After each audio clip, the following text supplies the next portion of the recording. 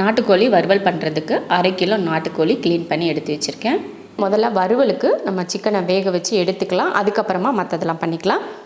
நல்லா சதையோடு இருக்கிற பீஸாக எடுத்திருக்கேன். இந்த சதை எலும்பு பெரும்பாலும் பார்த்திங்கன்னா நாட்டுக்கோழியில் வந்து எலும்பு தான் அதிகமாக தெரியும். அதில் 1-2 கறியோடு இருக்க பீஸை தான் நான் இந்த மாதிரி எடுத்திருக்கேன். இந்த மாதிரிலாம் வறுவலுக்கு போட்டோம்னா ரொம்ப சூப்பராக இருக்கும். இந்த மாதிரி பீஸெல்லாம் மஞ்சத்தூள் கொஞ்சம், மிளகாத்தூள் 1 ஸ்பூன், மல்லித்தூள் 1 ஸ்பூன், ஒரு 1/2 ஸ்பூன் அளவுக்கு இஞ்சி பூண்டு பேஸ்ட், தேவையான உப்பு, பத்தலைனா கூட நம்ம வறுவல் தாளிப்போம் இல்லையா, அப்போ சேர்த்துக்கலாம். கொஞ்சமாக நல்லெண்ணெய் சேர்த்துக்கலாம். ஒரு 2 ஸ்பூன் அளவுக்கு நல்லெண்ணெய் சேர்த்துக்கோங்க. சேர்த்துட்டு இதை கலந்து விட்ருவோம்.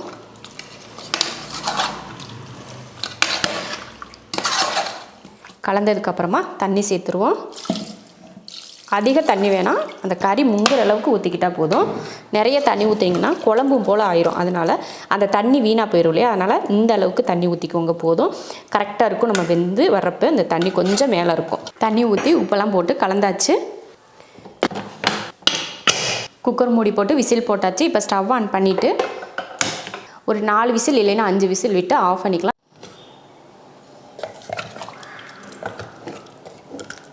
நாலு விசில் விட்டதுக்கே பார்த்தீங்கன்னா கறி வந்து நல்லா உடஞ்சிருச்சு பாருங்கள். இப்போ வந்து கறி வந்து நல்லா வெந்துருச்சு பார்த்திங்கன்னா. நம்ம எக்ஸ்ட்ரா இதில் வேக வைக்கவே தேவையில்லை. நம்ம வறுக்கிறப்ப மட்டும் பிரட்டி விட்டுக்கிட்டால் போதும். இறக்கி வச்சுட்டு மசால் வறுத்துடலாம். மசால் வறுவல் பண்ணுறதுக்கு ஒரு பாத்திரம் வச்சு ஸ்டவ் ஆன் பண்ணிடலாம். 1 ஸ்பூன் சோம்பு, மிளகு 1, 1.5 இந்த ஸ்பூனில் 1.5 ஸ்பூன் மிளகு, 1/2 ஸ்பூன் ஜீரகம், 2 கிராம்பு, 1 துண்டு பட்டை, 2 ஏலக்காய். இப்போ இதை வறுத்துடலாம்.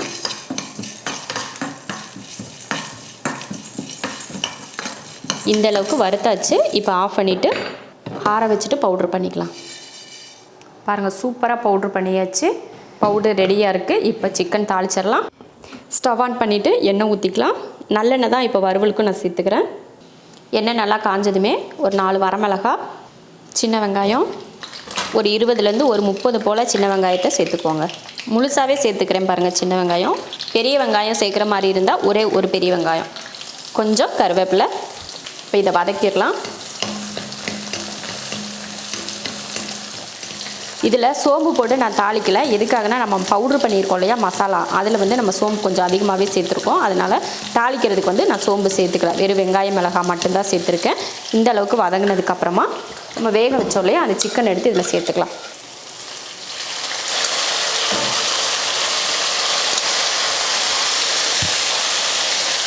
சிக்கனை சேர்த்துட்டு வதக்கி விட்டுடலாம். ஒரு 2 நிமிஷத்துக்கு நல்லா அந்த எண்ணெயில் வதக்குங்க. இப்போ நம்ம வேக வச்சோம் இல்லையா அந்த தண்ணி, அதையும் இதில் கொஞ்சம் சேர்த்துக்கலாம். உப்பெல்லாம் நம்ம போட தேவையில்லை. முன்னாடியே உப்பு போட்டு தான் நம்ம வேக வச்சுருக்கோம் இல்லையா, அதனால் உப்பெல்லாம் போட வேண்டாம். இது நல்லா கொதித்து வற்றி வரட்டும். அதுக்கப்புறமா நம்ம பவுட்ரு பண்ண மசாலாவை சேர்த்துக்கலாம். பாருங்கள், நம்ம ஊற்றின தண்ணியெல்லாம் வற்றிடுச்சு பார்த்தீங்களா. வற்றினதுக்கப்புறமா நம்ம அரைச்சி வச்சுருக்கோம் இல்லையா பவுடர், இந்த பவுடரை சேர்த்துடலாம். கரெக்டாக நான் 1/2 கிலோவுக்கு அளவாக தான் கரெக்டாக எடுத்து வச்சுருக்கேன். பவுடர் சேர்த்ததுக்கப்புறம் கலந்து விடுங்க.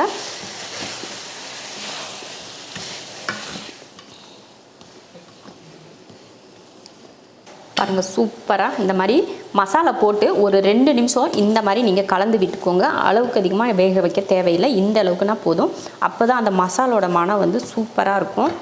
சூப்பரான ஒரு நாட்டுக்கோழி வறுவல் ரெடி ஆயிடுச்சு பாருங்கள். இப்போ இதை இறக்கி வச்சிடலாம். சூப்பரான நாட்டுக்கோழி வறுவல் ரெடி ஆயிடுச்சு. இதே போல் நீங்களும் செஞ்சு பார்த்துட்டு எப்படி இருக்குன்னு சொல்லிட்டு கமெண்ட்டில் சொல்லுங்கள். பிடிச்சிருந்தா லைக் பண்ணிவிட்டு ஷேர் பண்ணிவிட்டு நம்ம ஷெரின்ஸ் கிச்சன் சேனலை சப்ஸ்கிரைப் பண்ணி பக்கத்தில் இருக்க பெல் ஐக்கானை கிளிக் பண்ணி வச்சுக்கோங்க.